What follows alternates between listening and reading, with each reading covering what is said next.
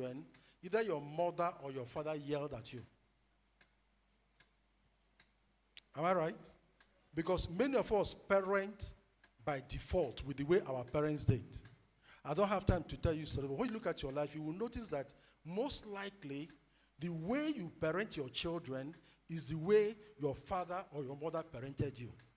And that is why we need to be intentional. On a very serious note, you need to, as you begin, for the younger ones, as you are aware, you say, this shouting my mother does, I will not do what? I won't do it. You have to be intentional. Some things you notice are wrong, you discipline yourself. Some mothers will say, okay, anytime I yell at my children, I will do what? I will apologize. By the time you apologize 2 or 3 times, your head will reset. Yeah, because those things are important. There are times for some mothers, you have become a noisy gong in your house. Children will just wait for you to yell. So those are serious things you must attend to. And let us know that you can do all things through Christ that does what? You can ask God to say, Father, I don't want to yell at my children. And as soon as you begin to change, you will notice. They too will begin to do what? Will begin to change. The Lord will help us in Jesus' name. Amen. I'll say one more thing and I'll let our daddies talk. One thing I know, the scriptures cannot be broken. If the foundations be destroyed, what can the righteous do? There's an age a child gets to, and all you can do is pray for mercy. And in praying for mercy, you realign your own life and begin to live what you want them to live. It's no longer about do what I say. It's about watch me, see the grace of God upon my life. And as I'm trying to change, God will help you to change. That's what I just need to say about that. But we're going to talk about communication. And if we have the time, it will help us because there's a way you structure your home. And your adult children will even come to talk with you. Okay, Dad, we see you're changing. What is behind this change? And through dialogue and with prayers and with you trying to be vulnerable and being an example, you can draw them closer to where you want them to be. But I pray for all of us that will start on time in Jesus' name. And like some parents will do, when your children maybe have gone too far, what do? Who will tell me? You wait for your grandchildren. Your children will not know why you are so possessive and why you suddenly appear to be a very nice man or a very nice caring mother. But you have your what? Your agenda. You are intentional about what your grandchildren become. The Lord will help us. Amen. Who wants to add to what I've said? Do you want to respond? Was there anyone I didn't mention? No, there is none. Okay, put your hands together for... You are not clapping. Clap to encourage me. And clap for Jesus.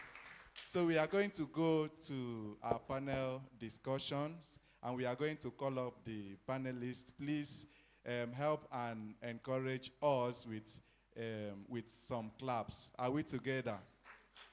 Okay, the first person I'm going to call up to the podium is no other person than Mrs. Irene Bankwell.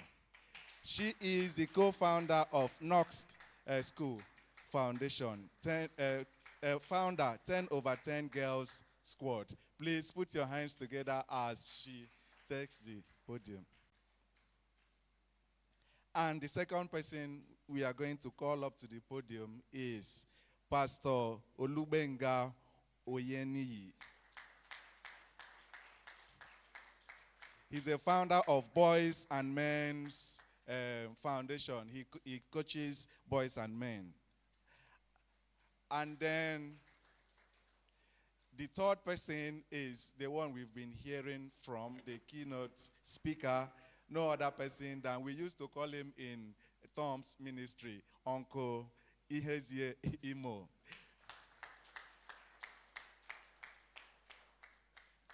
And then finally, we want to call up to the podium Mrs. Kafi Balogun, co-founder of Children and Adolescent Sexual Reproductive Health Awareness Foundation. And then finally, to lead this panel discussion is no other person than our brother, okay, soon to be Mr. Chukuma Amanambo. So please listen attentively. Write down your questions, and after the panel discussion, we are going to take them. Thank you.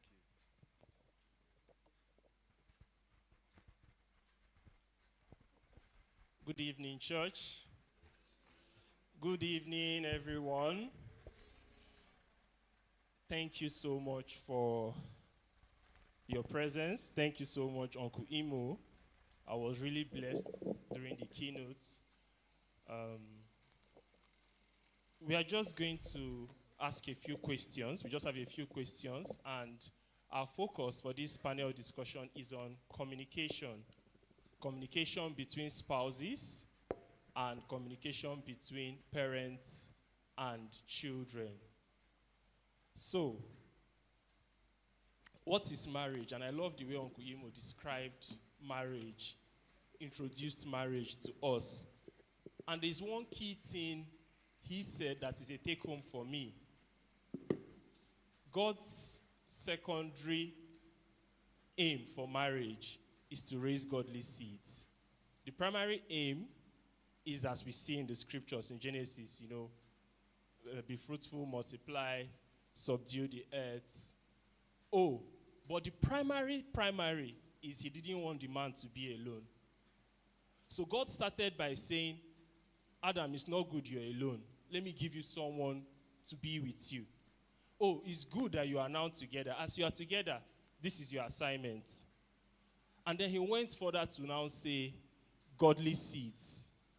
So that the way I have taught Adam and Eve to relate, the way I have taught them to be fruitful, multiply, subdue the earth, replenish it, let them now teach their children these same things. The way I have taught Adam, the way I have communicated with Adam, the way I expect Adam to communicate with Eve, that's the same way I expect Adam and Eve to communicate with their children and teach their children to communicate with their spouses that same way. Uncle Imo, God bless you for that keynote address. I'm just sharing some of the things I've learned before we go into the breakout session. So, Uncle Duke has helped introduce our guests. So we just go straight to the breakout session. The objective of this session is to understand what communication should look like in the home. Like I said, communication between husband and wife, and communication between parents. So I welcome my panelists. God bless you. Thank you so much for coming. I'll start with Pastor Benga. Why is communication between spouses critical in developing and sustaining a shared family vision? Why is communication between spouses critical in developing sustained and shared family vision? Yes, sir. All right, thank you very much. Thank you, sir. I was so blessed by that keynote. I hope they recorded it somewhere. Okay, so, because I believe that you've not listened to a message until you've listened to it like 10 times. So I would like to have that. Thanks. Communication, the way I would say it is, I like to see communication as the lifeline of any kind of relationship. What blood is to human or to living being is what communication is to any relationship. You take communication out of a relationship, it dies a natural death. One young man in church asked me that there's this person, I don't want them in my life any longer. How do I stop the relationship? I said, just stop talking. Stop talking, the relationship would die a natural death.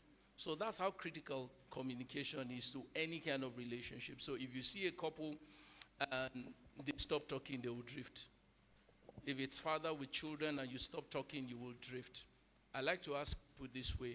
Can you remember your best friend in primary school? Where exactly is your best friend right now?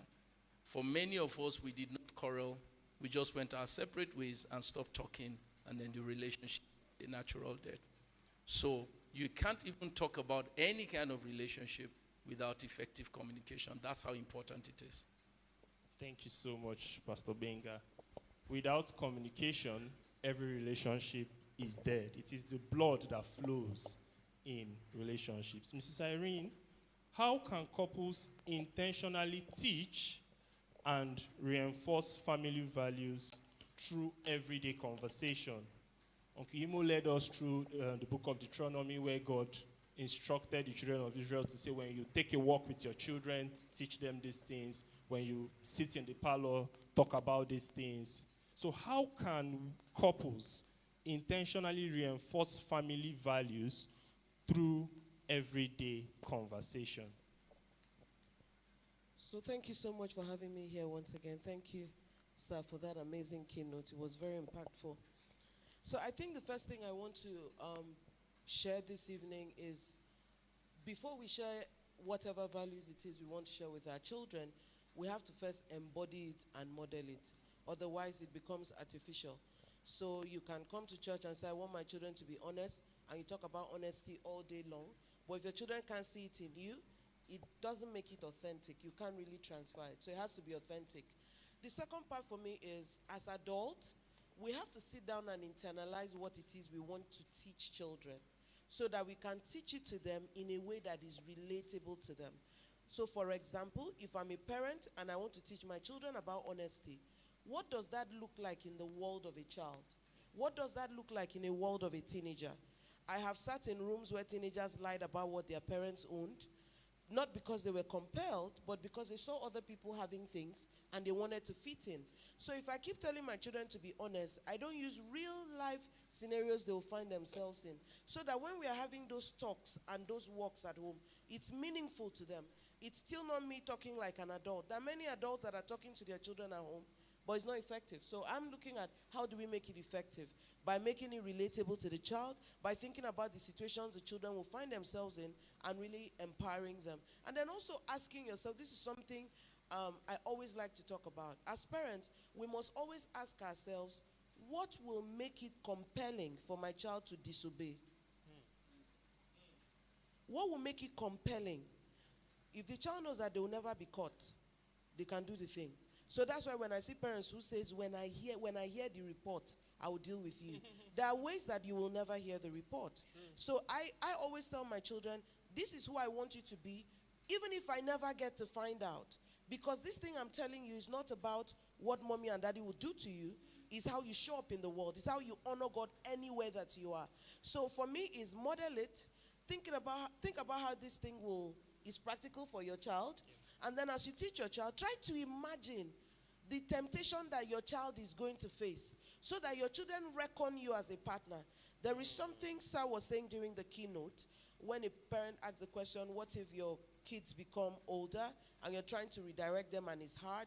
And he said something, that you can have a relationship with your children that bring your adult children coming back to you. And I want you to know that it's easy to achieve. It starts with always imagining the scenario my child will find themselves in, the temptation they'll find themselves in, and then you guide them. So that way they know that you're not pointing them to standards, but you are aware of the fights that they face. You understand where they are, and then you're still right there providing them the guidance. So as we spend time to talk, let's make sure we are modeling, let's keep it practical, and let's put ourselves in the shoes of our children, so that what we share with them is truly empowering. Not just parental instruction, but somebody truly trying to save me and help me. Thank you. Thank you so much, Ma. While you were sharing, I remember the story my mom told us when we were much younger, of a little girl who went to use the restroom and take her bath. And then her mom called her and said, my daughter, did you wash your bum bum? And she said, yes, mommy. And she said, are you sure? She said, yes. She said, are you telling me the truth? And the girl's response to her mom is, Mommy, even if you were not there, Jesus was watching me. So the girl has been trained to know that, and it's exactly the same thing Joseph was telling Potiphar's wife. You know, your husband might never find out. I might have the mind to cheat and dishonor your husband, who is my master, but how about God? So we need to create a system where our children see beyond our parents and see God. So when they are honoring their parents, when they are following instructions, it's not just to please the parents, but also to please God in heaven. Thank you so much, but that was a lovely one. Mrs. Caffey, what are the warning signs that communication breakdown is threatening unity in the home. What are the things you see and you begin to suspect? It's like in this house, like Pastor Benga said, our relationship is dying. So what are those signs, those red lights, those things that we pick up quickly and we can nip it and say, oh, because I have seen this, because I have observed that, there is a problem and we need to form a council to correct it. Thank you so much for the opportunity. I really appreciate this. I appreciate the leadership of the church for giving me this privilege to be here today. So he has mentioned something about communication, sir, and it's very important for us to know that communication is the life of every relationship. Once it's taken, then the relationship dies. So for us to know that there is something wrong with the relationship, you will be suspecting withdrawal. Maybe your spouse is withdrawing from you. You can see that your spouse is avoiding conversation that is very serious. Or even the children in the house, a child that has been talking before, all of a sudden you see that the child starts withdrawing. They are not engaging in conversation. You should know that lack of communication has triggered that, or something has actually happened. And it's until when you talk about it for you to know what is happening. We deal with children, actually, and we have seen cases of children that are being molested. But because their parents are not paying attention to them, their parents don't listen to them, and because of that, they felt, what's even the need? We've seen cases whereas we tell them, talk to your parents about this. They will say, no, because my parents will not believe me. No, there's no need. You see that as parents, most of these parents have failed in their role because they are not giving attention to their children. And you see that your children is withdrawing gradually from you and hiding a lot of things from you, being secretive. When a child becomes secretive, you should know that communication has been affected in that family.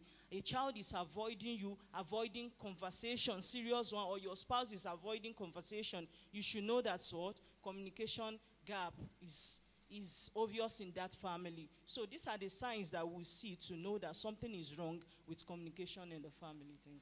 Thank you so much, Ma. Uncle Imo, how can families create a safe space? Mrs. Kafi has highlighted a few things, a few red lights. So how can a parent who has identified or seen these things, a husband who is noticing that his wife is now giving one word answer, how can they create a safe space where everyone, both the wife, the children, can express themselves without fear, without, that judgmental, it could be that the child has done something wrong. It could be that the woman or the man have done something wrong and they don't know how to report themselves. How can we create a space in the home where everyone can come and say, okay, mommy, I did this. Oh, daddy, I did this. Oh, my wife, this is what happened. Oh, my husband, this is what happened. How can we establish that space where everyone feels confident that they can come in and confess, or they can come in and share their struggles? Well, for me, it's important to appreciate the fact that communication is it. In any relationship, like our brother has said, communication is like the blood that circulates in the relationship. So for you to create that environment in your home, you need to go back to communication. You need to understand it. And I'd like to share with us that you have 3 levels of communication.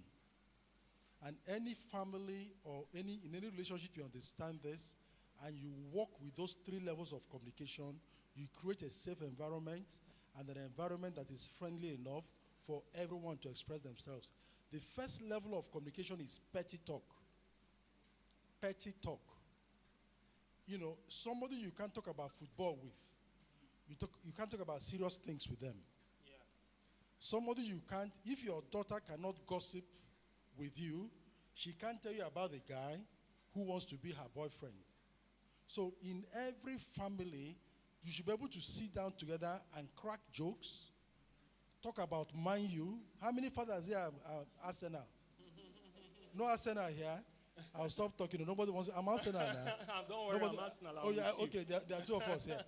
But you must talk about such foolish things and mundane things with your children to give them acceptability. Yeah. Very important. Your child feels free to talk about her idol on TV, which must be a positive one. And even if it is not positive, what do? You don't overreact. You don't condemn her. You are not judgmental. Tell me, why do you admire, I don't know their names now. Why do you admire this person?